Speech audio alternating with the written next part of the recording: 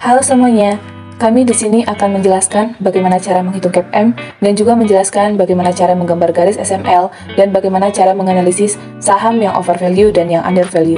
Cara yang dapat membantu investor dalam menentukan investasi yang tepat di pasar modal, salah satunya dengan menggunakan model-model keseimbangan dalam menentukan risiko dan tingkat pengembalian yang diharapkan satu aset, sehingga mampu memberikan pertimbangan dalam pengambilan keputusan. CAPM adalah salah satu model yang dapat menghubungkan tingkat return harapan dari suatu aset berisiko dengan risiko dari aset tersebut pada kondisi pasar yang seimbang. Untuk menghitung CAPM, kami menggunakan 3 sampel sektor industri, yang masing-masing sektor kami mengambil 2 saham. Sektor industri yang pertama dari sektor perbankan, yaitu Bank Mandiri dengan kode saham BMRI dan Bank Tabungan Negara dengan kode saham BBTN. Sektor industri yang kedua dari sektor properti, yaitu PT Alam Sutra Realty Tbk dengan kode saham ASRI dan PT Bumi Serpong Damai Tbk dengan kode saham BSDE. Sektor industri yang ketiga dari sektor telekomunikasi, yaitu XL Axiata dengan kode saham EXCL dan Telkomsel dengan kode saham TLKM. Berikutnya, kita akan melakukan perhitungan untuk mencari nilai CAPM.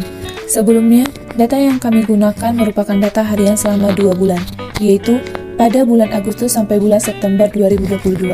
Rumus untuk mencari CAPM adalah ERI sama dengan RF ditambah beta I dikali RM dikurang RF. ERI dimaksud dengan expected return atau imbal hasil yang diinginkan dari saham perusahaan tersebut. RF dimaksud dengan risk free rate atau suku bunga bebas risiko. Beta artinya adalah risiko dari saham tersebut. RM adalah expected return dari market portfolio atau imbal hasil yang diinginkan portofolio pasar. Selanjutnya, kita akan mencari nilai RF, beta, dan RM.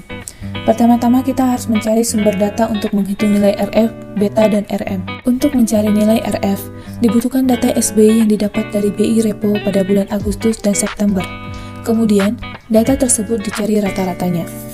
Untuk mencari beta, dihitung menggunakan regresi linear sederhana, yang membutuhkan data harga saham harian perusahaan yang akan digunakan, dan membutuhkan data IHSG yang didapat dari Yahoo Finance, dan kemudian data tersebut dihitung returnnya, untuk digunakan dalam menghitung beta.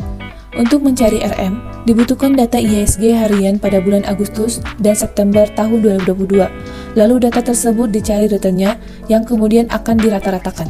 Berdasarkan perhitungan tingkat pengembalian bebas risiko atau perhitungan CAPM selama periode bulan Agustus sampai September 2022 menunjukkan bahwa tingkat pengembalian bebas risiko sebesar 4%. Perhitungan risiko sistematis atau beta tertinggi dimiliki oleh saham dari perusahaan XL Axiata Tbk, yaitu sebesar 1,6716.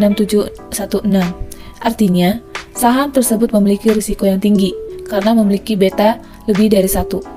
Hal ini disebabkan karena XL Axiata merupakan perusahaan yang bergerak di bidang teknologi yang cepat berubah akan inovasi dan karena banyaknya persaingan dengan beberapa perusahaan penyedia jaringan seperti TLKM dan ISAT.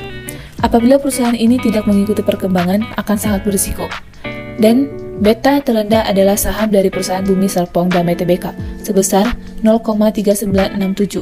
Artinya, saham tersebut memiliki risiko yang rendah karena memiliki beta kurang dari 1. Hal ini disebabkan karena perusahaan BSDE bergerak dalam sektor properti seperti pembuatan rumah atau apartemen.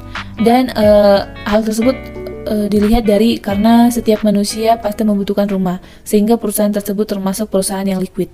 Berikutnya, kita akan menganalisis saham mana yang undervalue dan saham mana yang overvalue.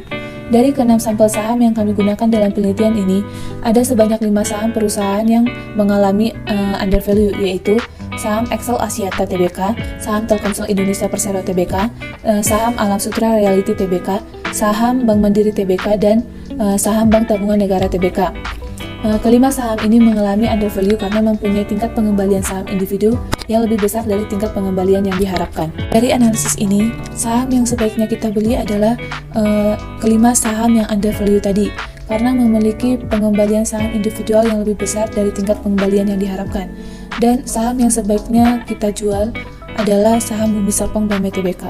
Dari penelitian ini dapat kita tarik kesimpulan bahwa hasil pengujian yang telah dilakukan pada saham-saham yang tergabung pada LQ45 di Bursa Efek Indonesia menunjukkan bahwa CAPM tidak berlaku, setidaknya pada masa pengamatan kita yaitu pada bulan Agustus dan September.